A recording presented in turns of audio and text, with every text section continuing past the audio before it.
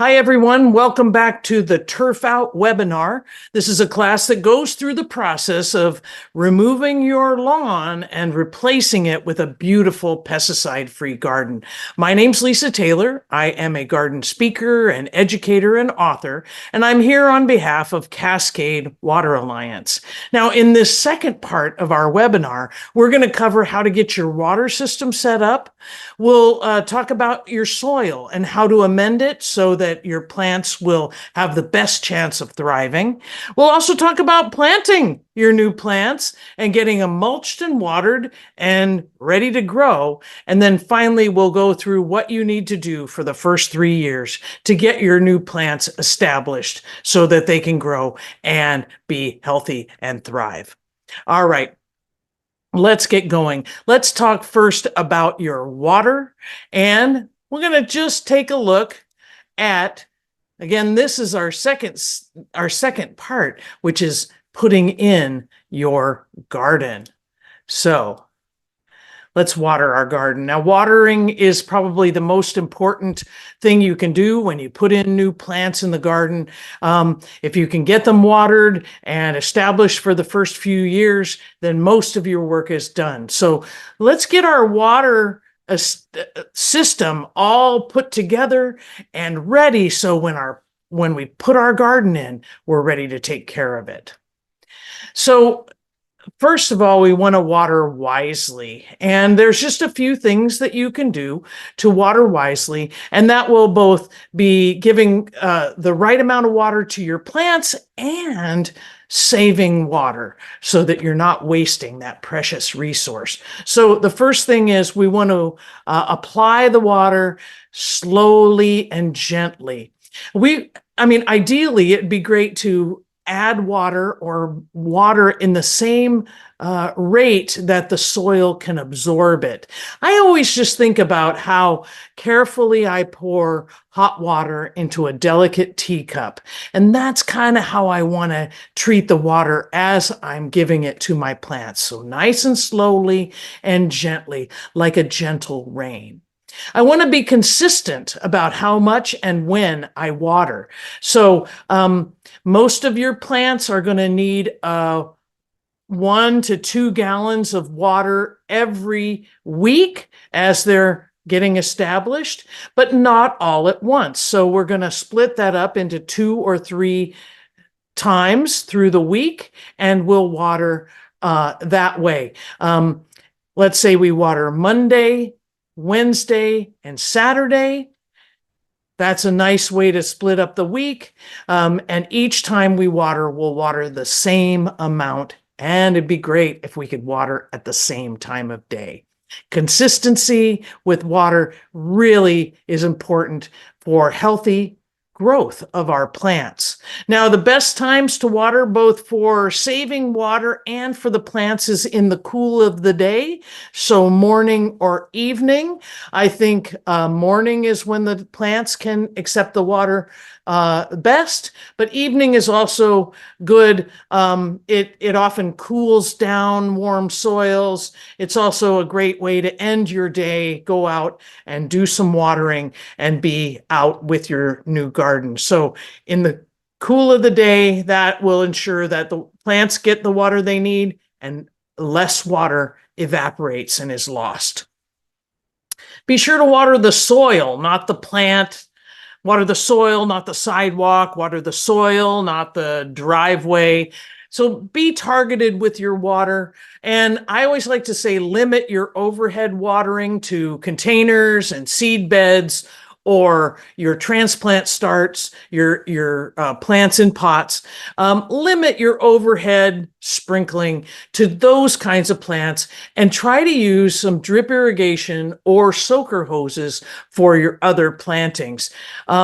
Use a timer every time you have the water on. That way you turn the timer on, you have water, and regardless of what happens in your life, when the time is up, the water turns off. So this is a great way to be consistent in the amount and time of watering, and also ensures that you're not going to have the water on and wasting water or on and suddenly get a leak in your water system. So using a timer really will help you both save water and water consistently. And finally, you are the plumber.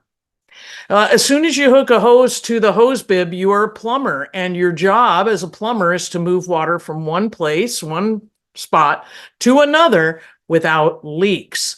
So this requires just sort of constant monitoring of your system, and maybe having a little toolkit of some things that you can use to make sure that all the pieces fit together tightly and you have no leaks. It's amazing how just one little drip can really add up and really increase your water bill. So taking that plumber role seriously can really help you save water and make sure it gets to the right place. You're going to want to get some great watering tools. And, watering is a very difficult job. It's a big job. It's a hard job. It's one that people find challenging. And I know that because when I go to the garden center, there are so many watering tools, and they're all like shiny and rainbow colored, and they promise just ease of watering. And a lot of those tools really aren't very well made. They don't fit into my definition of high quality, great watering tools. So we're going to look for high quality tools, which means they're not necessarily going to be inexpensive. But we're going to go for something that's metal over something that's plastic every time. We're going to look for things that have few moving parts. So the fewer the moving parts, the better. Watering tools are used all the time. They get heavy use in our gardens, and they get dropped into the dirt and water get together, and then they become kind of a glue or cement, which can make things that need to move and twist not move and twist anymore. So few moving parts, and those parts need to be repairable or replaceable. So whatever tools you buy, make sure that they are things that you can take apart and replace any bits that might wear out or break over time. So here's a few tools. So I'm going to just come back live and show you some of my favorite watering tools. So few moving parts and tools that are high quality. This is a brass ball valve, and it just really is an on-off switch that I put not at the hose bib by my house, but at the end of the hose where I am. So on the ends of all of my hoses, I put one of these brass ball valves. This happens to be a Dram brand, but there are many other similar no-name brands. This is not an inexpensive part, but I have some of these that are 30 years old and still working great. It's all brass, and the inside, the ball part of the valve can be taken out and replaced. So I put this on the end of all my hoses. That way I can turn off the end of my hose when I'm done watering, and I can also adjust my water flow right at the end of the hose. I don't have to run back and forth to the hose bib trying to get the water to be just the right volume. On this end, then I can screw on different things to change how the water comes out. So I like to use something like this. It's called a water breaker. It has no moving parts, but it changes how the water comes out. It's got all these little holes. So I put this on my brass ball valve and I tighten it down. And then I've changed how the water comes out. Rather than one of those dial-a sprays that have like 10 different sprays. First of all, how many sprays do you use? I use one, this type of spray. Those they seem dreamy. They seem like they're going to solve all your problems, but the reality is that you only use one, and after you drop that thing in the dirt a few times, you can only use one because it no longer twists and changes patterns. So save yourself the heartache and just get something that doesn't move. These come in all kinds of different sizes, so you can have a fine or a medium spray. And this is great because it imitates the gentle rain that I was talking about. You can also put a sprinkler on the end of this, and you'll want to find a sprinkler that doesn't have any moving parts. This is an awesome sprinkler. It's called a spike sprinkler. I put this on and it just forces water through that slit and it becomes a fan. So this is great when I'm watering overhead, like seed beds. I can really target the water. I can adjust it with my ball valve. I can set my timer, and I can do some overhead watering when I first start my seed beds.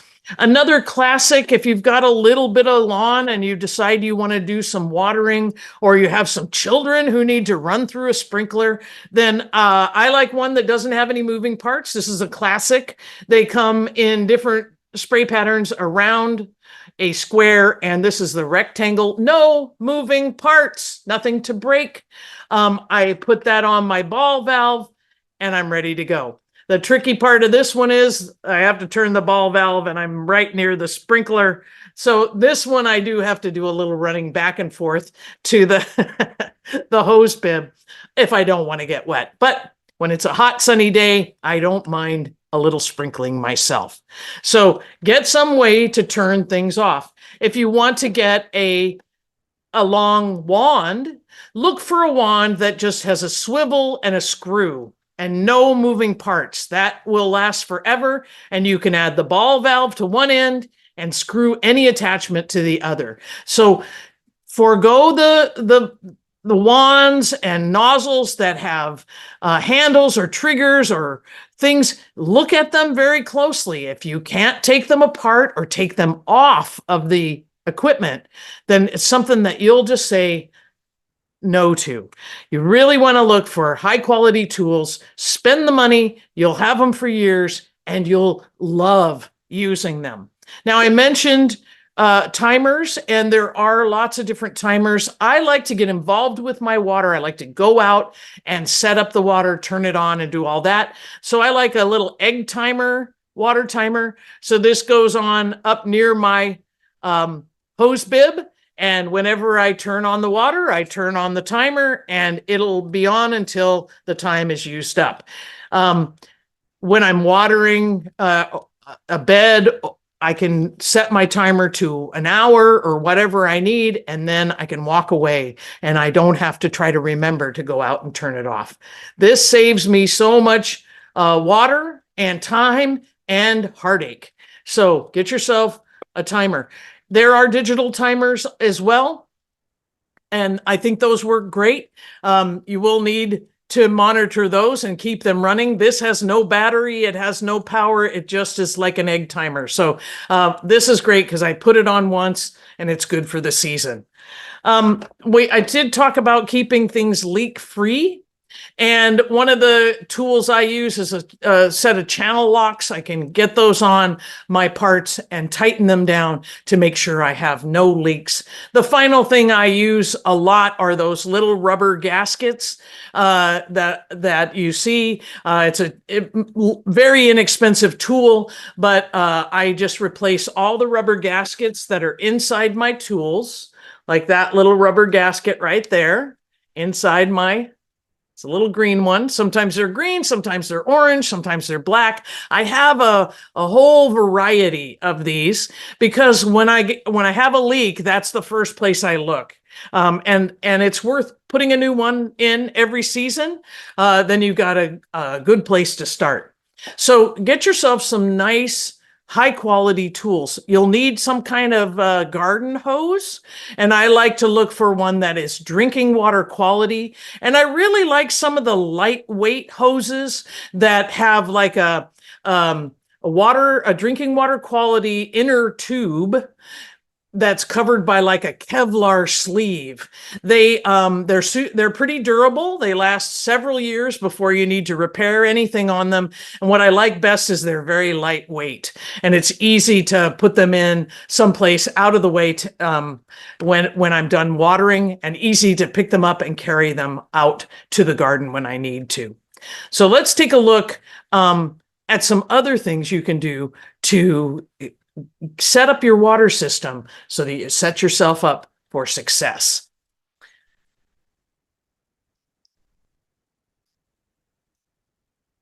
I can hear my timer. It's ticking, so I'm going to turn it off. There. So drip irrigation, it's a dream. It's something that people really they love the idea of it, but it can be very intimidating, making a big system. If you want a proper drip irrigation system, hire a professional and get one installed in your yard so that it's permanent, it's underground, and everything is set up by a professional so that you can be sure that you have water when you need it, and you don't have any leaks or terrible accidents where where you get some big flood that could really cause a lot of damage and cost a lot to repair. That's a goal, I think, for a lot of us, is to have that system, but you don't have to wait until you have this complicated system to get the benefit of drip irrigation. Now, drip irrigation, it's awesome because like water, 100% of the water goes to the plant because it's right on the ground and it drips into the soil.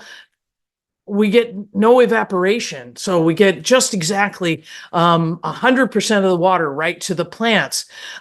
So we can get that using soaker hoses. Soaker hoses are a simple way, especially with plantings that are out on the edges of your property. You can lay down some soaker hoses, and you can put those on your timer and run those just like you would anything else. They have kind of evolved a little bit, soaker hoses, over the years.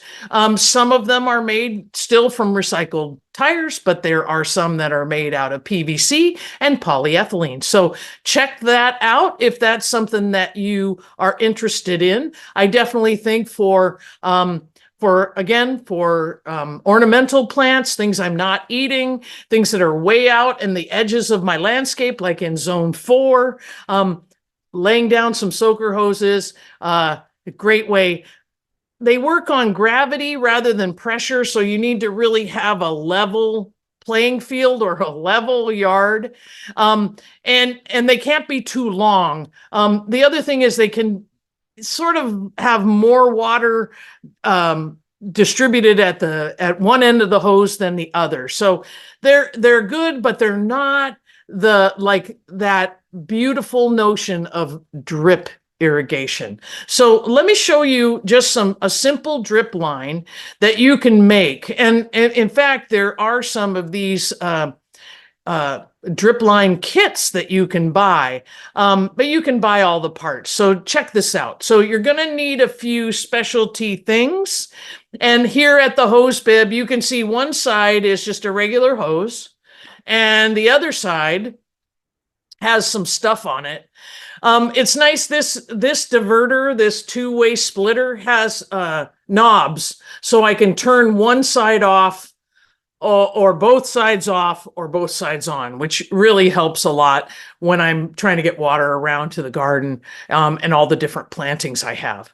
So let's look at the one on this side, and you'll see that up near the diverter there is a little piece, and that's an anti-siphon. You absolutely need that.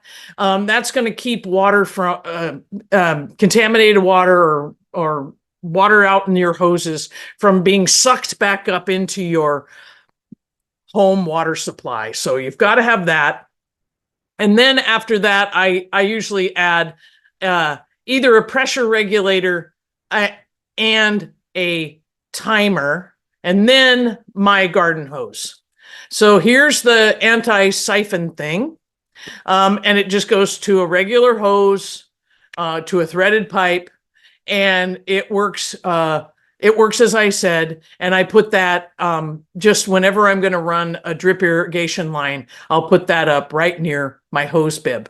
The next bit here, sometimes if the pressure of your water is really really a lot, you might want to put a pressure regulator on there, and that's just going to keep your water from being so blasting out so strongly that it blows out your drip irrigation lines. The downside of that is if you're using your hose with that pressure regulator, you're not going to get a lot of pressure because it does regulate it down to about 25 to 30 psi. But for your drip lines, this is great. Then you put that timer on and you're ready to go. Now, to make your drip line, your simple drip line, we're going to make it into a hose. So we're going to take this little swivel, and it's ready to go into a 3/4 inch hose on one end, and then the other end is going to fit into a 1/4 inch tubing, and that's this inline emitter tubing. So instead of all the little drip emitters that you poke holes in and stick in your line, the inline drip emitters are inside the tubing. So you don't have to worry. They are just spaced about a foot apart, as it says on this packaging, and they just emit 1 gallon per hour. So it's super easy to gauge how much water you want to give your plants. So remember, we're going to give our plants between 1 and 2 gallons of water every week, but we're going to split it out over a couple of sessions. So this, you can take the swivel, hook it onto this 1/4 inch tubing, put the tubing out in your garden. You can sort of get the tubing in place and keep it in place by using this kind of metal stapler. And then you've got a drip line in your bed. Now, I take these up in the winter just because it allows me to have them work longer. But the drip line is really really good. It stands up to UV. It stands up to cold and winter. You can leave it in place, but as I said, you'll get a little bit longer life out of it if you take it up, and you may want to move it around or use them in different places each year once you get things established. So with soaker hoses, we generally leave those in place, but know that after a few years, they degrade in UV light and in weather. So use a combination of soaker hoses and simple drip lines to get water right to your plants and to get 100% of the water right to the plant. And use your timer so you're watering consistently and you give your plants just the right amount of water. Now, if you're new to drip irrigation, here's just a couple things I wanted to talk about, just some be aware. Drip irrigation, those simple drip and a system are under high pressure. So if you have a leak under high pressure, it can be really destructive. So you want to ABM, always be monitoring your system. So when you turn the water on and you get things, it's good to take a little circuit and make sure everything is working as you want it to. Make sure you use the right parts. So with my simple drip line, do not have my hose bib on 24/7. I only turn the water on when I go out to run the system, and then I turn it off because I know that my hose is not built to be under high pressure 24/7. If you're going to have a system that's going to be on and under pressure all the time, make sure you use high quality drip irrigation parts. Use the proper parts. The other thing you have to know about drip irrigation is that you're going to run it a lot longer than you would an overhead water system to get the same amount of water delivered. So maybe with your little sprinkler, you or your water breaker,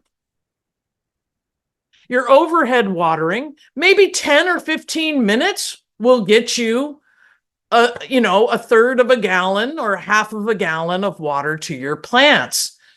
To get that amount of water with your drip, you have to run at least a half hour, maybe even longer.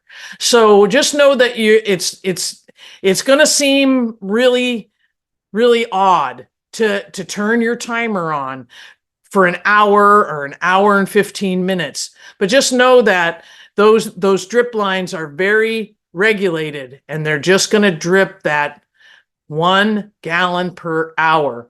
Whereas your overhead water, you're going to get a lot of water come out of the hose in a short period of time.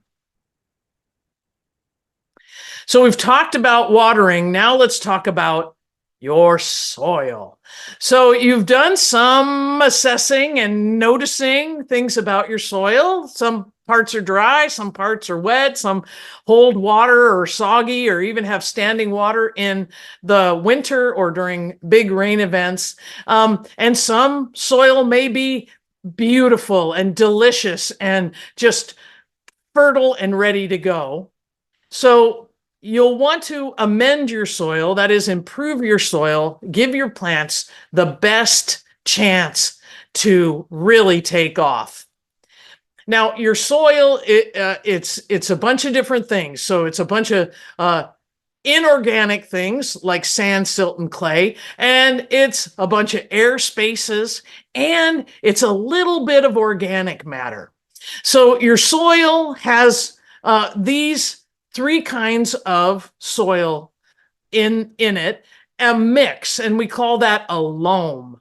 And you may have something that's more sandy, something that's more silty, or something that's more clay-like. In the DIY videos, I show you how to do the shake test, where you just collect a soil sample, you put it in a jar with water, and you shake it, and it allows you to see how much sand, silt, and clay you really have in your loam. So that's a fun soil test to do, but you will probably know a little bit about your soil. Sandy soils are loose, they're well drained, they're easy to dig, they dry out. Silty soils, they can actually really hold a lot of water and be pretty spongy during the winter, but the shape of silt is very different, convex, concave. So when it dries out, it doesn't come together real tightly. So although it's wet in the winter, when it dries out, it's usually pretty easy to dig. Clay, well, we all know what clay is like. It is hard to dig. When it dries out, it's hard like a rock. It takes a long time for clay to get wet. So a lot of times rain just washes off clay soils. But when clay does get wet, it takes a long time for it to dry out.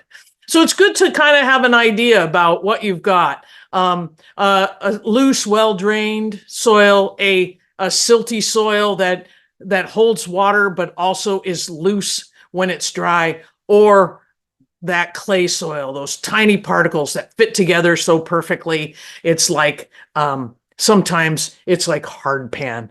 So it's good to just identify some of the things that you've got.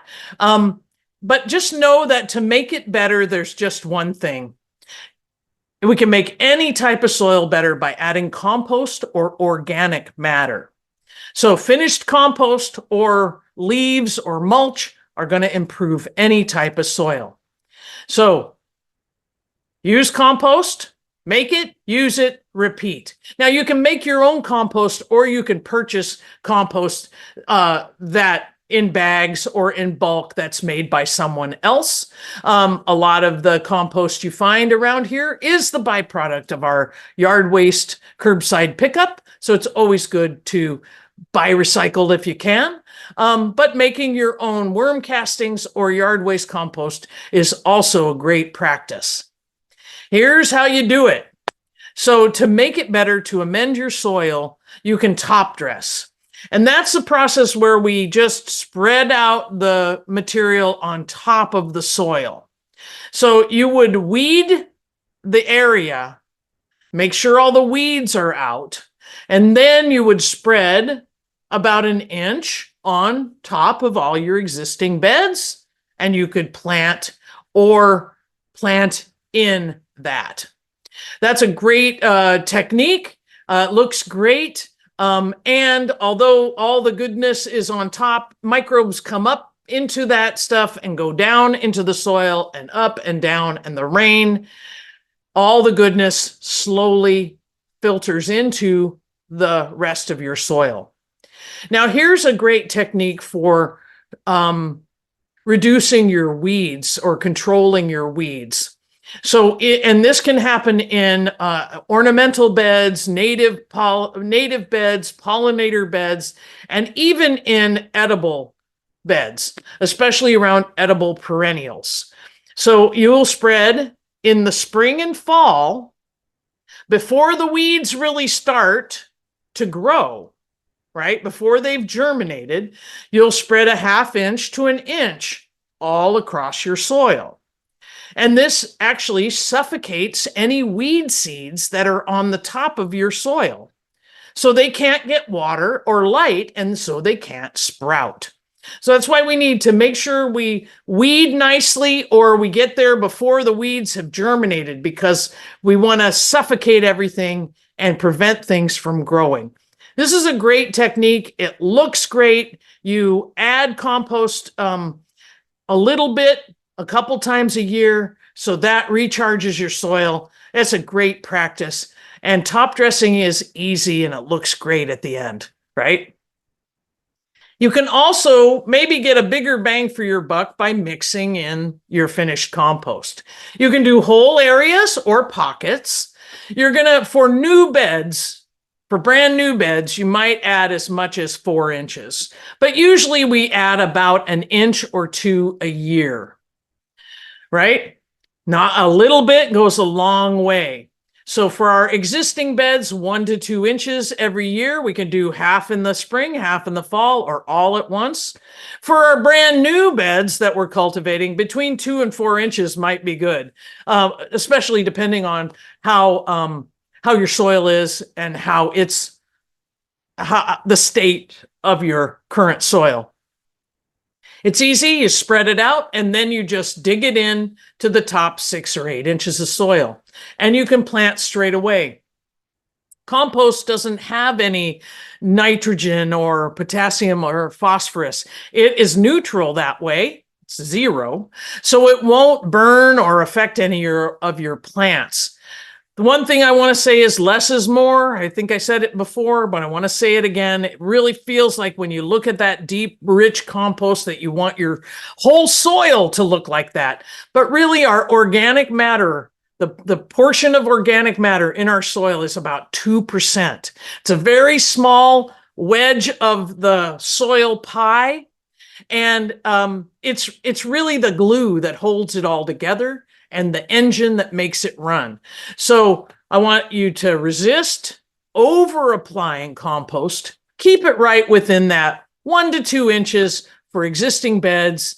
Either dig it in or spread it out. And you can add a little bit more if you're making some brand new beds.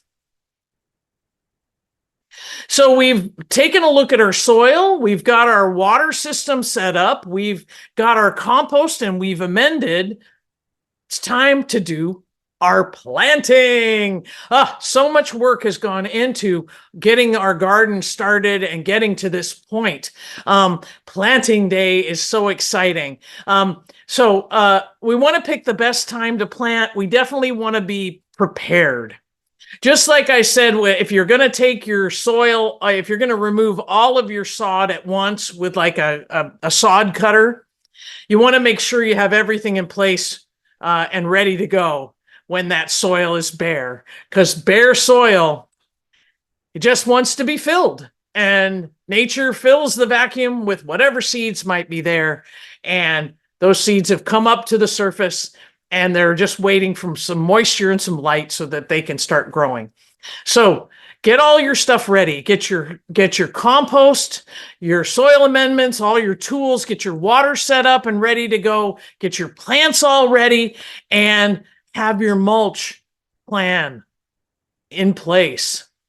So we want to plant to give our new transplants the best chance to get going, the best chance to live.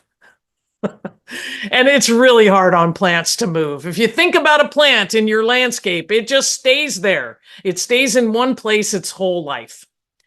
And so moving a plant, even in a container from one side of the deck to the other, can change how a plant grows entirely.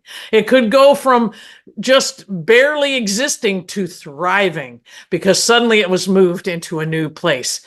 It also could be doing just fine and you moved it and it suddenly said, "What are you doing moving me around like that? I will not grow any longer." So we want to be really careful. We want to know that, this is going to be hard on the plants, so let's find the best time. So we talked earlier that, we have 2 planting seasons really for perennials. That's trees and shrubs and anything that grows one year and comes back the next. And that's spring before things start to grow. So February through maybe early April, and then fall. And that's like as things are starting to go into dormancy. So maybe mid to late September through early November, depends on how cold it gets, but definitely through October. We want to probably get things planted and in the ground a couple weeks before our first frost. So spring and fall. As far as summer plantings, people do it. And with your annual vegetables, yes, you're going to be planting in the summer, but those plants are going to require a lot of your care.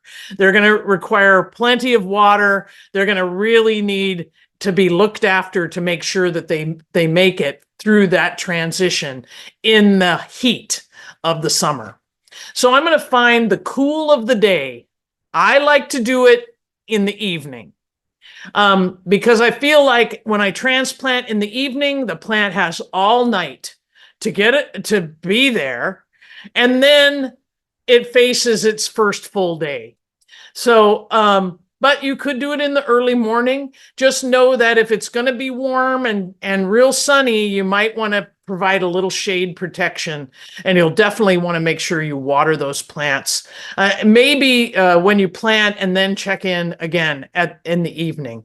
So in the cool of the day, spring or fall, I like to plant when there's rain in the forecast. I like an overcast day. I just really want to make it easy on those plants. I'm going to check the moisture of my soil. I want to make sure my soil is the right moisture. It should be moist but not soggy. So I'll grab a handful, I'll squeeze it. It should make a ball that's easy to break apart. If it doesn't make a ball, it's too dry. If it's soggy and squishy, it's too wet. So if it's too wet, let it dry out for a few days and then try again. If it's too dry, you could run a sprinkler in the area for, let's say, maybe half hour or an hour. Wait for a couple of hours. Check your soil again. Soil moisture is so important. Moist soil absorbs water or accepts water, and dry soil repels water. So if you've ever watered in plants and the water just kind of pooled on top or ran away, it may have been that the soil was too dry and it was hydrophobic. It was afraid of that moisture. So it's always hard to make great generalizations in horticulture, but this is one just about all the plants that you are going to, the plant starts that you're going to transplant, you're going to plant them to the same level they were in their pot or burlap sack. There are a couple of exceptions to this rule, but for the most part, we'll just go with that. When we planted too deep, then we suffocate that stem or make it hard for that stem to do its job. When we plant them too shallowly, then we have roots above the soil and they dry out, and then it makes it hard for that plant to succeed. As soon as we get our plants transplanted and put into the ground, we want to water them in well. And that's an overhead watering bit. With a hose or with a watering can, we're going to give those new transplants at least a half gallon of water, maybe a little bit more. Again, gently and slowly, as we talked about, the water absorbing as you apply it. Now, here's a little trick that I use, and I really find that it is effective. It really helps the plant to shorten the amount of transplant shock that they experience. So we talked about it's hard on plants to move. Well, when we plant them, they really do go into this shock where they just stop growing for a while. And it can be a couple of months sometimes that they're just in shock, getting used to this new situation. So if you water in well with a seaweed emulsion, and this is a liquid seaweed extract that you would dilute in your watering can and water around your plants, this can shorten the transplant shock, and it helps the plants to grow root hairs, which allows them to take in nutrients. As soon as you get everything planted and watered in well, you can lay your irrigation lines, because the next watering you'll be doing will be using your drip irrigation. I will often water in my plants for the first week or so with an overhead water, use my water breaker or watering cans, just to check in with the plant and make sure it's getting enough water. But then after a week or so, I will convert over to my drip lines so that I get 100% of water to those plants. And I start with an hour and see how it goes. I like to water my plants 2 or 3 times during the week. And so I'll try like a 45 minutes or an hour with my drip irrigation. And then I'll see, do my plants seem like they don't need water between that application and the next one? If I feel like they're drooping and they want extra water, then I'll just increase the amount of time I run my drip lines. Takes a little bit of experimentation, and don't be afraid to run those drip lines longer, because remember, it takes a long time to get the same amount of water delivered to your plants. The last thing you're going to do is to protect the area around those plants, and you'll top dress with some mulch. Now, you can top dress with finished compost, and I love that. So I will top dress with a 1/2 inch or 1 inch of finished compost all around my new plantings. That's going to make sure that any seeds that are on the surface are suffocated. I also get that added compost and all the microbes that are in there that are ready to help my plants.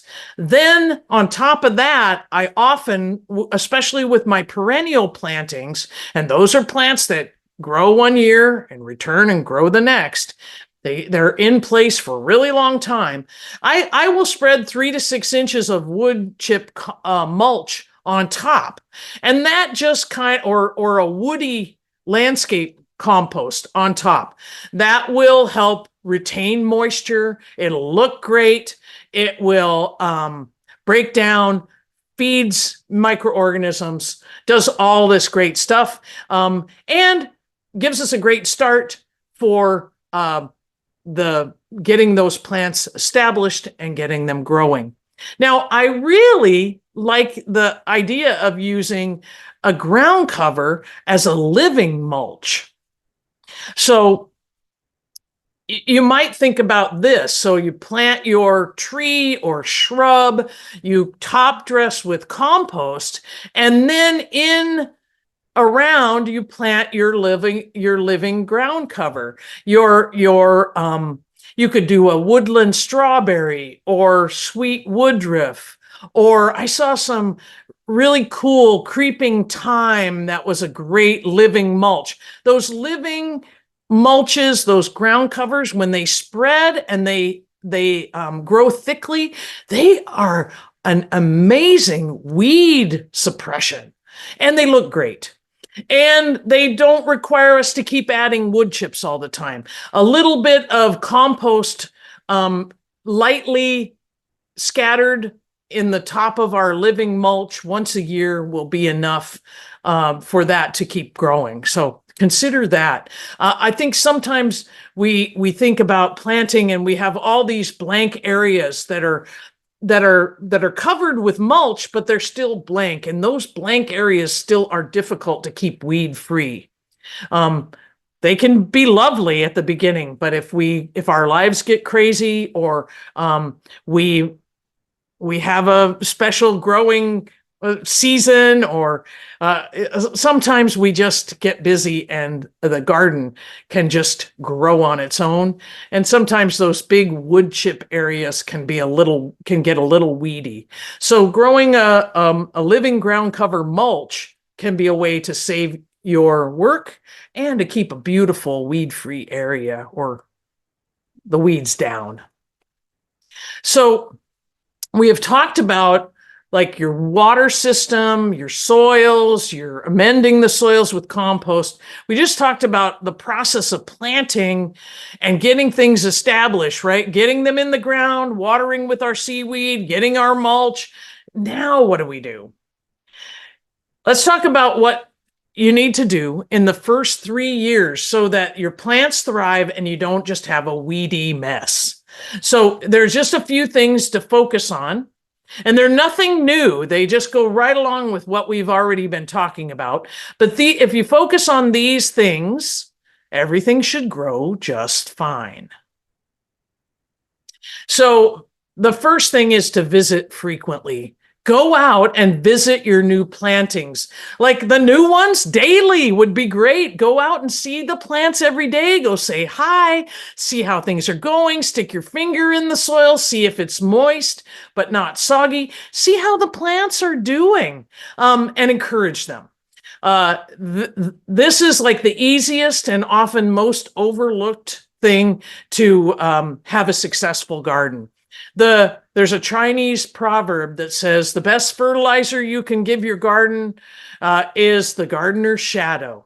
And that's that idea about getting out and visiting your garden frequently. So in the first year, at least during the growing season, to visit daily or every other day, as many times as you can through the week. In the second year, it'd be great to do several times a week, because you're going to see how the plants survived through the winter and what is happening as they emerge in the spring. Some things emerge very quickly in the spring. Others take a long time to come back, all in their time. And you'll learn the timing with these visits. In the third year, you could probably visit every week or so. But again, being out in your garden, visiting your plants, seeing how things are going, it's good for you. You get a lot of benefit from being out amongst the plants, fresh air, sunshine, and all of the good vibes coming from the green world. So I would say, if you enjoy the visit, if you enjoy the stroll about your garden, continue to do that. Let that be part of your daily routine. Hey, put a chair out there.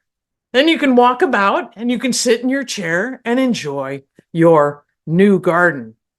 You're going to water. You get your water system set up in April and start waterings in May. Usually we don't need to add too much water in April. We still have water coming from the skies. But I usually think May to September, those are the times when I'm watering. Sometime late September, I'm going to turn the water off, disconnect my hoses and sort of decommission my water system, winterize it, I guess, is what I'm doing. But have that ready. Just think May to September, that's my water season. And I'm going to make sure I get all my hoses and all my equipment up and running and ready and leak free so that when my plants need water, I can get it to them. You're going to weed and mulch.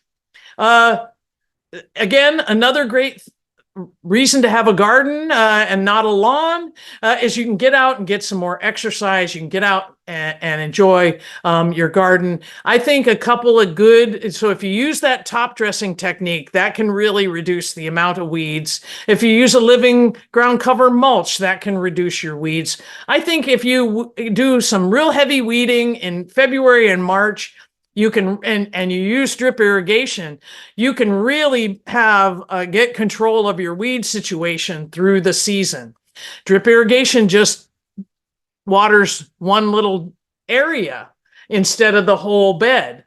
So when we use drip irrigation, we don't get as many weeds throughout the bed, just where the drip goes. And so it's easy to monitor that and keep it in, keep it in control. You're going to use some mulch, top dressing with compost, adding some wood chips, not heavy wood chips every year, but every couple of years you might want to add more wood chips, or you may find that your top dressing and your living mulch, they do just fine. And you don't have to bring in more wood chips, except maybe every 5 or 6 years just to refresh things and make new paths. Prune gently or not at all. You can really do a lot of damage with bad pruning. If you don't know how to prune, don't prune. Find a class, get some books, watch some videos, go and do something with a class where you actually get to go out and do hands-on. Pruning is a skill, it's an art, and we can really encourage the plants to grow in a good way, or we can really damage them. So really, I think for the first 3 years, chances are your plants really aren't going to need a lot of pruning unless you're growing fruit trees. But even then, the first 3 years, you're probably not going to do a lot of pruning. But if you're lucky and things are thriving, you might have a branch leaning over and hanging over the driveway or a sidewalk, or something. It just might be too big and in the way. So first of all, if you're going to prune, don't give your plants a haircut. Don't just cut off the ends. That makes them regrow in a very awkward and unhealthy way. What we want to do is we're going to follow a branch back to where it connects, and then we'll cut it there. And that'll encourage all these to grow. So I would follow my arm, that branch back to here. Imagine if I cut it off, is that going to solve my problem? So we're going to follow that branch back to where it connects to the tree or a bigger branch, and we're going to cut right where it connects. There's a little collar right there where they connect, and you can prune that. If you're worried about pruning and you don't want to do anything bad, don't prune until you've done your education. Or if you're really nervous, hire an arborist or a gardener to come in and prune with you so that you can learn from them and make sure that you're doing things just right. Pruning increases vigor. So when you take off something, your plant wants to grow bigger. So just know that, and that there's plenty of resources out there to help you learn the proper pruning. So prune gently. And finally, and this is the whole point, enjoy.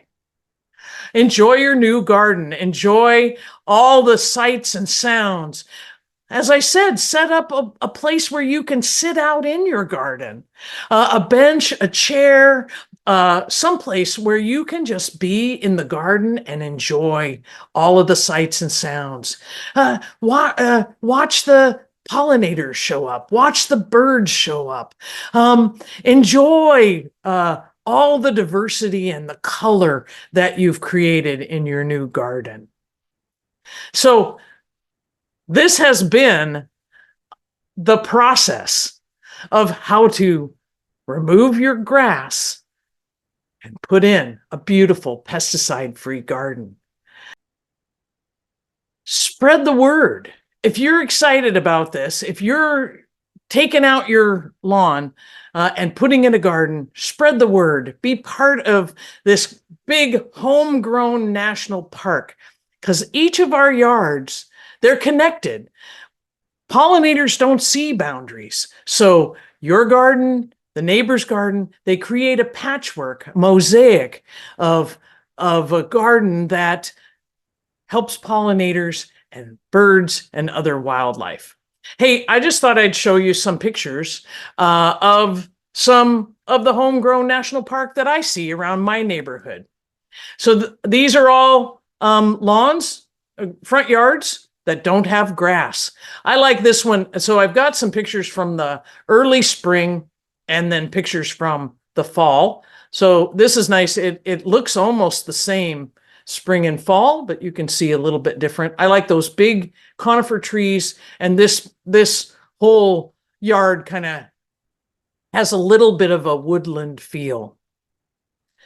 This is a neighborhood where somebody started taking out their grass and all the neighbors followed suit. So there's about 4 or 5 yards that are undergoing transformations. That one was spring and fall. I like this was early spring, and that's what it looks like now. It's always good to see these things. So in the spring, I could really see the structure because a lot of the leaves were gone.